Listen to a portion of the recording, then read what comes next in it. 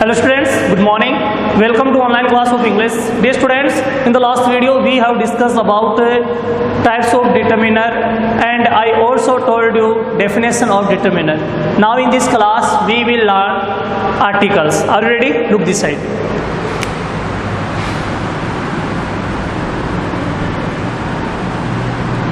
प्यारे बच्चों, पिछले वीडियो में मैंने आपको डिटरमिनर के परिभाषा और उसके प्रकारों के बारे में बताया था और उसका पहला प्रकार है आर्टिकल्स। इस आर्टिकल्स की हम चर्चा करते हैं कि क्या होता है, कितने प्रकार के होते हैं और इसका प्रयोग कैसे किया जाता है। याद रखना, जितने भी प्रतियोगी परीक्षाएं हैं, स्कूल स्तर तो है ही, लेकिन प्रतियोगी परीक्षाओं में भी आर्टिकल से संबंधित बहुत सारे क्वेश्चंस पूछे जाते हैं। उन क्वेश्चंस का किस प्रकार से सॉल्यूशन हमें मिलेगा, किस प्रकार से समाधान हम लोग कर सकते हैं, उनकी चर्चा हम इस वीडियो में करेंगे। तो प्यारे बच्चों याद रखना, आर्टिकल्स दो प्रकार के होते हैं। आर्टिकल कितने प्रकार के होते हैं? दो। एक तो होता है आपका इनडेफिनेट आर्टिकल और दूसरा आर्टिकल होता है डेफिनेट। इंडेफिनेट आर्टिकल में ए और एन आते हैं, जबकि डेफिनेट आर्टिकल में द आता है। समझ रहे हैं मेरी बात कि आपके आर्टिकल्स को दो भागों में विभाजित किया गया है, एक इनडेफिनेट आर्टिकल और एक डेफिनेट आर्टिकल। इनडेफिनेट आर्टिकल है ए और एन, डेफिनेट आर्टिकल है द। अब देखो बेटा, हम चर्चा करते हैं कि इनके स्ट्रॉन्ग फॉर्म क्या है।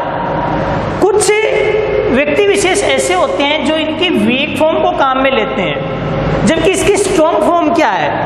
ए की स्ट्रॉन्ग फॉर्म है ए और इसकी स्ट्रॉन्ग फॉर्म है एन। ओके, और इसका जो उच्चारण है वो या तो द किया जाता है या दी किया जाता है।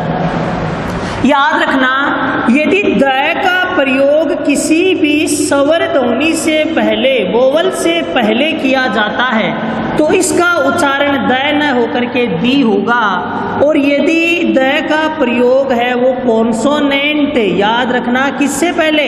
कॉन्सोनेंट ध्वनि से पहले किया जाता है तो इसका उच्चारण दी न होकर के क्या होगा? द होगा। बात समझ रहे हो मेरी? कोई दिक्कत है इसमें? आर्टिकल्स दो प्रकार के हैं, इंडेफिनेट और डेफिनेट, और एक की स्ट्रॉन्ग फॉर्म है ए और एन को बोला जाता है एन। इसकी वीक फॉर्म क्या है? ऑन, जबकि स्ट्रॉन्ग फॉर्म ए और एन। और द और दी, इसका प्रयोग कैसे करते हैं, इसका उच्चारण कहाँ क्या होता है वो मैंने आपको बताया। स्वर से पहले इसका उच्चारण होता है दी और व्यंजन से पहले इसका उच्चारण होता है द। ये बात आपके समझ में आई? कोई दिक्कत? अब देखो, याद रखना, आर्टिकल का जो प्रयोग है, ए एंड द का प्रयोग है, वो किसी नाउन से पहले होता है, बाद में नहीं होता। समझ रहे हो मेरी बात? याद रखना कि आर्टिकल्स का प्रयोग है वो ए एंड द का प्रयोग किसी भी नाउन से पहले होता है, बाद में नहीं। जैसे मैंने लिखा ए बॉय, ठीक है।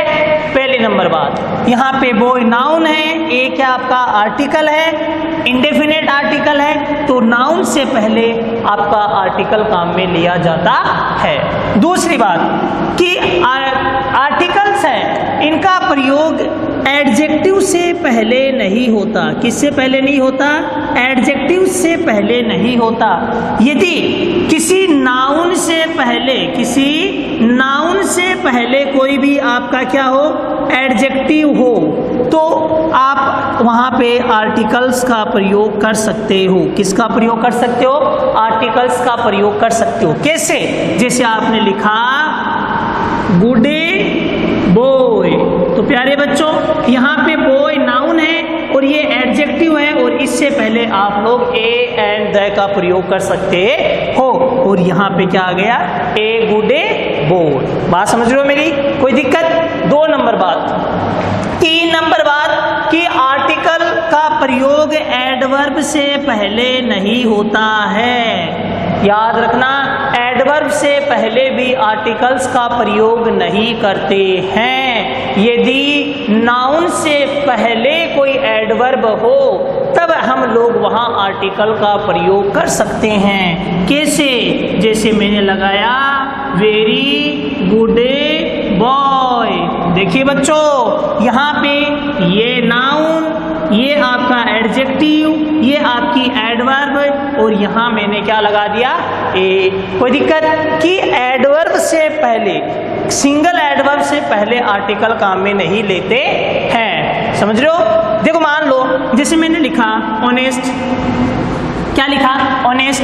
अब आप इससे पहले क्या लगा रहे हो, एन लगा रहे हो, तो ये क्या है, गलत है। लेकिन मान लो मैंने लिख दिया एन ऑनेस्ट बॉय, तो ये क्या आपका सही। क्यों? क्योंकि देखो बेटा, ये एडजेक्टिव है यहाँ पे ऑनेस्ट, और मैंने आपको बोला था कि एडजेक्टिव से पहले आर्टिकल काम में नहीं लिया जाता है, उसके बाद में आपकी कोई नाउन होनी चाहिए। यहाँ पे ये नाउन दी हुई है और इससे पहले मैंने किसका प्रयोग कर दिया, आर्टिकल का प्रयोग कर दिया। बात समझ रहे हो नहीं समझ रहे हो मेरी, कोई दिक्कत है क्या इसमें? अब देखो, आपके जितने भी जो डिमॉन्स्ट्रेटिव, जितने भी आपके डिमॉन्स्ट्रेटिव एडजेक्टिव्स हैं, इनसे पहले याद रख के चलना, इनसे पहले कोई भी आर्टिकल काम में लिया जाता है, बाद में नहीं। तो ये बात आपके समझ में आई नहीं आई? कोई दिक्कत है क्या इसमें कि आर्टिकल्स का प्रयोग कहाँ क्या कुछ किया जाता है? अब हम चर्चा करते हैं। सबसे पहले आपका जो आर्टिकल है वो है इंडेफिनेट आर्टिकल, और उसमें है ए और एन की चर्चा करते हैं। तो देखिए प्यारे बच्चों, सबसे पहला आपका आर्टिकल है इंडेफिनेट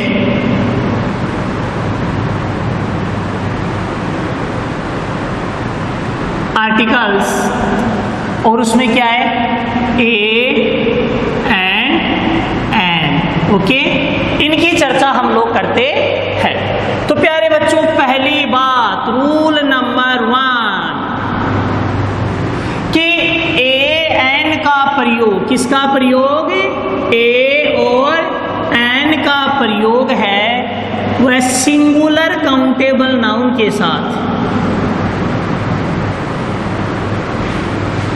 किसके साथ? Singular countable noun. ये बात मेरी ध्यान से देखना कि सिंगुलर काउंटेबल नाउन के साथ में ए एन का प्रयोग किया जाता है। याद रखना कि सिंगुलर काउंटेबल नाउन यानी कोई भी आपकी कॉमन नाउन या कोई भी आपकी कलेक्टिव नाउन हो, क्या हो, कलेक्टिव नाउन हो, इनसे पहले आपको ए और एन का प्रयोग करना है। याद रखना, जब किसी भी व्यक्ति या वस्तु विशेष का एक बार उल्लेख हो, यानी उसके निश्चित होने का बोध नहीं होता हो। समझ रहे हो मेरी बात? कैसे?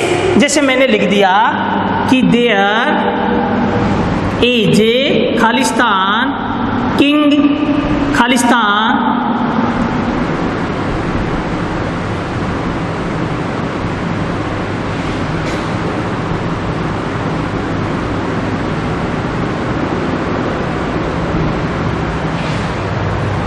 जैसे मैंने यहाँ पे लिख दिया कि there is Khalistan king is very great. मैंने क्या कहा कि सिंगुलर काउंटेबल नाउन के साथ में कोई भी कॉमन या कलेक्टिव नाउन से पहले ए एन का प्रयोग करना है जब उसका केवल एक बार ही उल्लेख हुआ है, किसी भी व्यक्ति विशेष का एक बार उल्लेख हुआ है। यदि दोबारा उल्लेख होता है तब तो वो निश्चित हो जाता है, तो वहां ए एन का प्रयोग नहीं होता है। कैसे? जैसे यहाँ पे किंग एक बार है तो इससे पहले मैं क्या लगा दूंगा, ए। अब वापस क्या आ गया, किंग, तो यहाँ पे आपको ए एन का प्रयोग नहीं करना है, यहाँ पे क्या आएगा, द आएगा। समझ रहे हो मेरी बात? कोई दिक्कत है क्या? कोई दिक्कत नहीं है ना। अब देखो स्टूडेंट्स, इसमें मैं बता देता हूँ। जैसे मैंने लिख दिया कि आई हैव खालिस्तान काउ, तो यहाँ पे देखो काउ, ये क्या आपकी कॉमन नाउन है, इससे पहले आप लोग क्या लगा दोगे, ए। आपने लिख दिया कि देयर इज खालिस्तान रिवर, क्या आ गया, ए। समझ रहे हो मेरी बात? कैसे? यदि आपने ये कोई भी कॉमन नाउन या कलेक्टिव नाउन है किसी सेंटेंस में एक बार प्रयुक्त होती है तो उससे पहले ए एन लगाना है। यदि वही नाउन आपको बाद में आगे वाले सेंटेंस में दी हुई मिले तब आपको यहाँ पे उनके आगे क्या लगा देना होता है, द लगा देना होता है। जैसे यहाँ काऊ दिया हुआ है और आगे ये यही जो नाउन काऊ वापस लिखी हुई मिले तो उससे पहले क्या लग जाएगा, द लग जाएगा। ये बात आपके समझ में आई नहीं आई? रूल नंबर 1 आपके समझ में आया नहीं आया कि सिंगुलर काउंटेबल नाउन यानी कॉमन और कलेक्टिव नाउन से पहले ए और एन का प्रयोग किया जाता है, जब याद रखना कि उसका केवल एक बार ही प्रयोग हुआ है। अब देखो रूल नंबर 2, रूल नंबर 2 क्या कहता है कि ए एन का प्रयोग है, ए और एन का प्रयोग है सिंगुलर काउंटेबल नाउन के साथ। किसके साथ? सिंगुलर काउंटेबल नाउन के साथ किया जाता है जब उससे किसी जाति या समूह का बोध होता है। किसका बोध होता है? किसी भी जाति या समूह का बोध होता है, उस सिंगुलर काउंटेबल नाउन के साथ में ए और एन का प्रयोग करना है। समझ रहे हो? नाउन के साथ का मतलब है पहले, समझ रहे हो? किसी भी जाति या समूह का बोध कराने वाली एक वचन गणनीय संज्ञा के साथ में ए और एन का प्रयोग करना है। कैसे? जैसे मैंने लिख दिया Khalistan horse is Khalistan animal. जैसे मैंने लिख दिया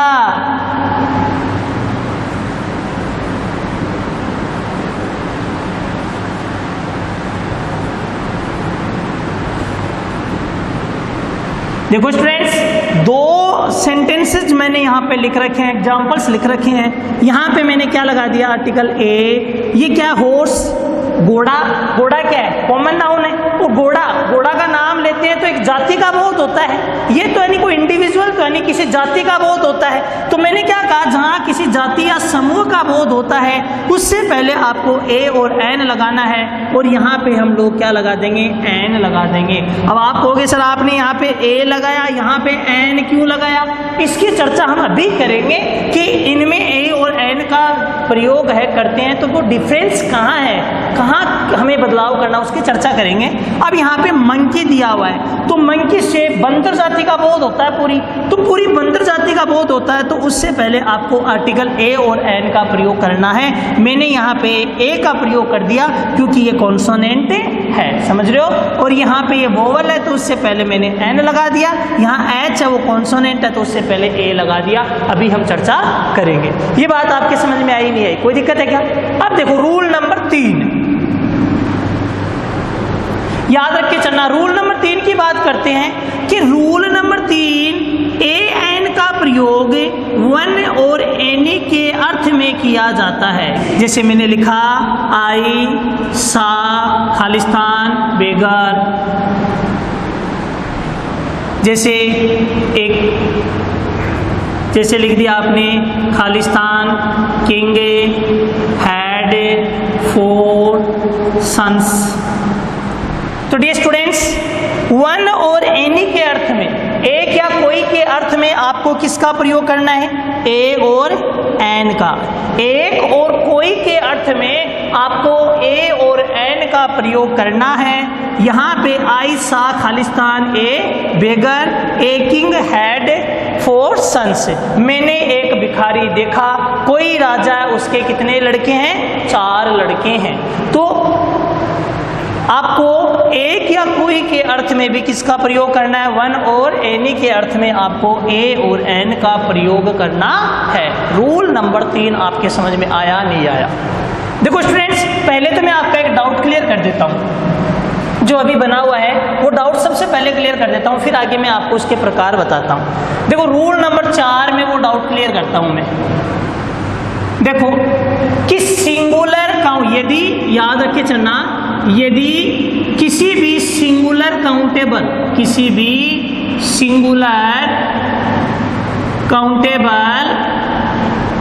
नाउन का फर्स्ट लेटर, कौन सा लेटर? फर्स्ट लेटर वो क्या हो बेटा? फर्स्ट लेटर आपका हो कॉन्सोनेंट। क्या हो? कॉन्सोनेंट। और उसका फर्स्ट साउंड है, कैसा साउंड है? फर्स्ट साउंड है वो भी क्या हो आपका? कॉन्सोनेंट हो। क्या हो बेटा? कॉन्सोनेंट हो। यदि किसी भी सिंगुलर काउंटेबल नाउन का फर्स्ट लेटर है वो कॉन्सोनेंट हो। क्या हो बेटा? फर्स्ट लेटर है वो कॉन्सोनेंट हो और फर्स्ट साउंड भी कॉन्सोनेंट हो, तो आपको उससे पहले ए का प्रयोग कर देना है। कैसे? जैसे मैंने लिखा पेन, मैंने लिखा मैन, मैंने लिखा बॉय, मैंने लिखा गर्ल, मैंने लिखा बुक। ठीक है, तो स्टूडेंट्स देखिए ये पी, ये एम, बी, जी, बी, ये सब क्या है? कॉन्सोनेंट है। क्या है? कॉन्सोनेंट है।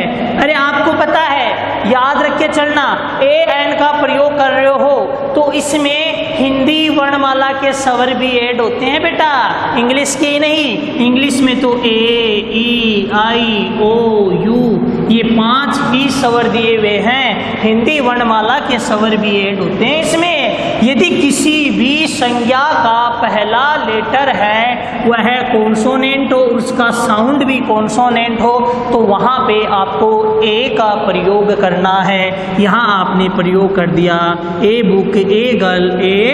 दिक्कत है क्या आपके? नहीं ना, कि किसी भी संज्ञा का पहला लेटर कॉन्सोनेंट हो और इसका साउंड भी कॉन्सोनेंट हो। जैसे पे, मैं की ध्वनि, बी, बै की ध्वनि निकल रही है, व्यंजन की ध्वनि निकल रही है, किसका प्रयोग कर दिया? ए का। अब देखो अगला रूल क्या कहता है कि यदि किसी भी संज्ञा का, यदि किसी भी सिंगुलर आपकी काउंटेबल जो नाउन है, उस नाउन का जो फर्स्ट लेटर है, कैसा लेटर? फर्स्ट लेटर है, वो क्या हो? कॉन्सोनेंट हो। क्या हो बेटा? कॉन्सोनेंट हो। लेकिन उसकी जो ध्वनि है, यानी फर्स्ट लेटर की जो आपका फर्स्ट साउंड है, जो आपका फर्स्ट साउंड है वो क्या हो? वोवल हो, यानी स्वर हो। क्या हो बेटा? स्वर हो। एन का प्रयोग करना है। किसका प्रयोग करना है? एन का प्रयोग करना है। कैसे? जैसे मैंने लिख दिया उदाहरण के तौर पे, यहाँ पे S P M P, honest, hour. Students ध्यान से देखना इस बात को, यहाँ से क्वेश्चंस पूछे जाते हैं कि यदि किसी भी सिंगुलर काउंटेबल नाउन का फर्स्ट लेटर कॉन्सोनेंट हो और साउंड है वो क्या हो? आपका स्वर हो, वोवल हो, तो वहाँ पे आपको ए का प्रयोग नहीं करना, एन का प्रयोग करना है। कैसे? जैसे ये है एस, इसको क्या लिखेंगे? एस। अब याद रखना साउंड इसमें वोवल है, वोवल में ए, आई, ओ, यू, ये तो है ही। फिर हिंदी वर्णमाला, कैसी? हिंदी वर्णमाला के स्वर भी, कैसे? हिंदी वर्णमाला के स्वर भी यदि उनकी ध्वनि निकलती है तब आपको वहाँ पे उस नाउन से पहले एन का प्रयोग कर देना है। जैसे ये एस है, ये एस है तो क्या है? कॉन्सोनेंट है, लेकिन इसका जो ध्वनि है एस, एस, ए, हिंदी वर्णमाला का स्वर ए निकल रहा है, क्या लगा दोगे?